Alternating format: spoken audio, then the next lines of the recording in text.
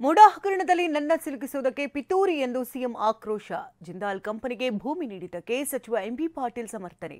ಶಾಸಕರಿಗೆ 100 ಕೋಟಿ offer bomb ಸಿಡಿಸಿದ್ದ Ravi Ganiga ವಿರುದ್ಧ ದೂರು. ಇದೆಲ್ಲವನ್ನ ನೋಡೋಣ ರಾಜಕೀಯ ನ್ಯೂಸ್ ಟಾಪ್ 9 ನಲ್ಲಿ.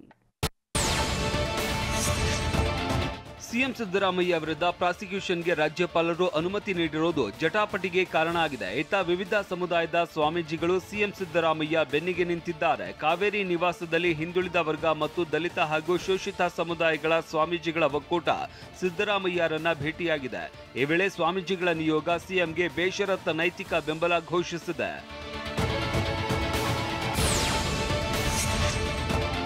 ಸಿಎಂ ಸಿದ್ದರಾಮಯ್ಯ ವಿರುದ್ಧ ಪ್ರಾಸಿಕ್ಯೂಷನ್ಗೆ ಅನುಮತಿ ನೀಡಿದ್ದು ಹಲವು ಸಂಘಟನೆಗಳು ಸಿಎಂ ಬೆಂಬಲಕ್ಕೆ ನಿಂತಿವೆ. ಆಗಸ್ಟ್ 27ರಂದು ಬೆಂಗಳೂರಿನ ಫ್ರೀಡಂ ಪಾರ್ಕ್ನಲ್ಲಿ ಬೃಹತ್ ಸಮಾವೇಶಕ್ಕೆ ಕರೆ ಕೊಟ್ಟಿರುವ ಅಹಿಂದ ಸಮುದಾಯ ರಾಜಭವನ ಚಲೋಗೆ ನಿರ್ಧರಿಸಿದೆ. ಅಹಿಂದ ಸಮುದಾಯದ ಪ್ರತಿಭಟನೆಯಲ್ಲಿ ಶೋಷಿತ ಸಮುದಾಯದ ವಿದ್ಯಾರ್ಥಿಗಳ ಒಕ್ಕೂಟ, ಶೋಷಿತರ ಒಕ್ಕೂಟ, ಅಹಿಂದ ರಕ್ಷಣಾ ವೇದಿಕೆ, ರಾಜ್ಯ ಕುರುಬರ ಬಳಗ, ಅಂಬೇಡ್ಕರ್ ಅಭಿಮಾನಿಗಳ ಸಂಘಟನೆ ಸೇರಿದಂತೆ ಹಲವು ಸಂಘಟನೆ ಭಾಗಿಯಾಗಲಿವೆ.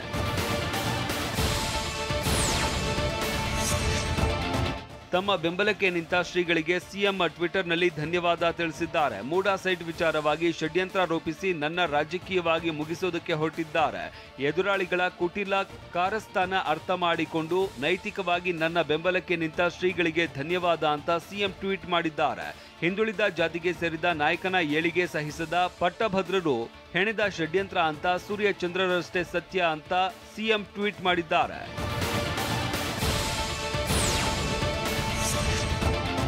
ಜನರಿಗೆ ಕೊಟ್ಟ ಮಾತಿನಂತೆ 5 ಗ್ಯಾರಂಟಿ ಜಾರಿ ಮಾಡಿದ್ದೇವೆ ಅಂತ ಬೆಂಗಳೂರಿನಲ್ಲಿ ಮುಖ್ಯಮಂತ್ರಿ ಸಿದ್ದರಾಮಯ್ಯ ಹೇಳಿದ್ದಾರೆ. ಧರ್ಮ ಜಾತಿ ಭೇದವಿಲ್ಲದೆ ಕಾರ್ಯಕ್ರಮ ಕೊಟ್ಟಿದ್ದೇವೆ. ವಿಪಕ್ಷದವರು ಗ್ಯಾರಂಟಿಯನ್ನ ಜಾರಿ ಮಾಡಲ್ಲ ಅಂದಿದ್ರು.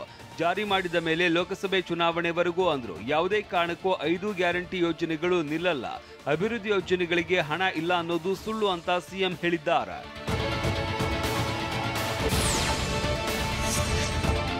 ಬಿಜೆಪಿ ಕಾರ್ಯಕರ್ತರ ಮೇಲೆ ಹಲ್ಲೆ ನಡೆಸಿರುವ ಪೊಲೀಸರ ಕ್ರಮ ಖಂಡನೀಯ ಅಂತ ರಾಜ್ಯ ಬಿಜೆಪಿ ಘಟಕ ಟ್ವೀಟ್ ಮಾಡಿ ಆಕ್ರೋಶ ಹೊರಹಾಕಿದೆ.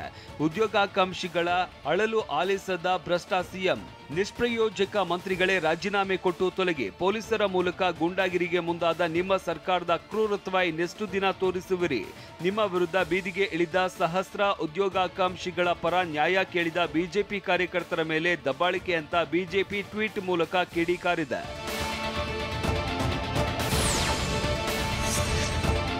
ಜಿಂದಾಲ್ ಕಂಪನಿಗೆ ಸರ್ಕಾರದ ಭೂಮಿ ನೀಡಿದ ವಿಚಾರ ರಾಜಕೀಯ ನಾಯಕರ ವಾಕ್ಸಮರಕ್ಕೆ ಕಾರಣವಾಗಿದೆ. ಭೂಮಿ ನೀಡಿದ್ದನ್ನ ಎಂಬಿ ಪಾಟೀಲ್ ಸಮರ್ಥಿಸಿಕೊಂಡಿದ್ದಾರೆ. ಬಿಜೆಪಿ ಸರ್ಕಾರದ ತೀರ್ಮಾನ ಜಾರಿ ಮಾಡಲಾಗಿದೆ. ಯಡಿಯೂರಪ್ಪ ನೇತೃತ್ವದ ಸರ್ಕಾರ ತೀರ್ಮಾನಿಸಿತ್ತು. ಜಿಂದಾಲ್ ಕಂಪನಿಗೆ 3666 ಎಕರೆ ಕೊಡೋದಕ್ಕೆ 2021ರ ಮೇ 6ರಂದು ಆದೇಶ ಹೊರಡಿಸಿತ್ತು.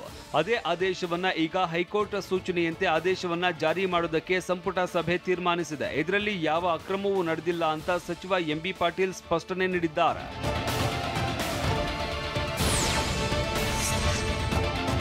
ಜಿಂದಾಲ್ಗೆ ಭೂಮಿ ವಿಚಾರದಲ್ಲಿ 2006ರಿಂದಲೂ ವಿರೋಧ ಇದೆ ಅಂತ ಮೈಸೂರಿನಲ್ಲಿ ಹೋರಾಟಗಾರ ವಾಟಾಳ್ ನಾಗರಾಜ್ ಹೇಳಿದ್ದಾರೆ. ಬಿಎಸ್ವೈ ಸರ್ಕಾರ ಜಿಂದಾಲ್ಗೆ ಭೂಮಿ ನೀಡುವುದಕ್ಕೆ ನಿರ್ಧರಿಸಿತ್ತು.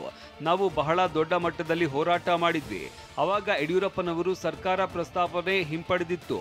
ಜಿಂದಾಲ್ಗೆ ಭೂಮಿ ಕೊಡಬೇಡಿ ಅಂತ ಕಾಂಗ್ರೆಸ್ ಹೊರಟಿತ್ತು. ಅದೇ ಕಾಂಗ್ರೆಸ್ನವರು ಭೂಮಿ ನೀಡುವುದಕ್ಕೆ ಮುಂದಾಗಿದ್ದಾರೆ ಅಂತ ಆಕ್ರೋಶ ಹೊರಹಾಕಿದ್ದಾರೆ.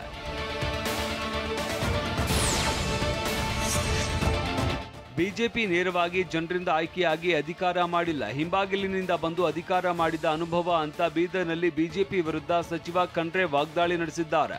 ಬಿಜೆಪಿಯವರು ರಾಜ್ಯ ಸರ್ಕಾರ ಬೀಳಿಸುವ ತಿರುಕನ ಕನಸು ಕಾಣ್ತಾ ಇದ್ದಾರೆ.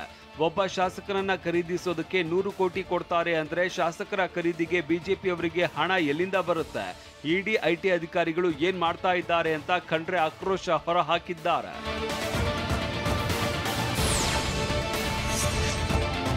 ಕಾಂಗ್ರೆಸ್ ಶಾಸಕರಿಗೆ 100 ಕೋಟಿ ರೂಪಾಯಿ ಆಫರ್ ನೀಡಿದೆ ಅಂತ ಆರೋಪ ಮಾಡಿದ್ದ ಶಾಸಕ ರವಿ ಗಣಿಗ ವಿರುದ್ಧ ದೂರು ನೀಡಲಾಗಿದೆ. ಹುಬ್ಬಳ್ಳಿ ಉಪನಗರ ಪೊಲೀಸ್ ಠಾಣೆಗೆ ರಾಜ್ಯ ಬಿಜೆಪಿಯ ಘಟಕದ ಪ್ರಧಾನ ಕಾರ್ಯದರ್ಶಿ ಪಿ ರಾಜೀವ್ ದೂರು ನೀಡಿದ್ದಾರೆ. ಶಾಸಕ ರವಿ ಗಣಿಗ ವಿರುದ್ಧ ಸೂಕ್ತ ಕ್ರಮ ಕೈಗೊಳ್ಳುವಂತೆ ದೂರು ನೀಡಿದ್ದು, ಠಾಣೆ ಮುಂದೆ ರವಿ ಗಣಿಗ ವಿರುದ್ಧ ಘೋಷಣೆ ಕೂಗಿ ಬಿಜೆಪಿ ಕಾರ್ಯಕರ್ತರು ಆಕ್ರೋಶ ಹೊರಹಾಕಿದ್ದಾರೆ. ಸುಳ್ಳು ಆರೋಪ ಮಾಡುತ್ತಿರುವ ಕಾಂಗ್ರೆಸ್ಗೆ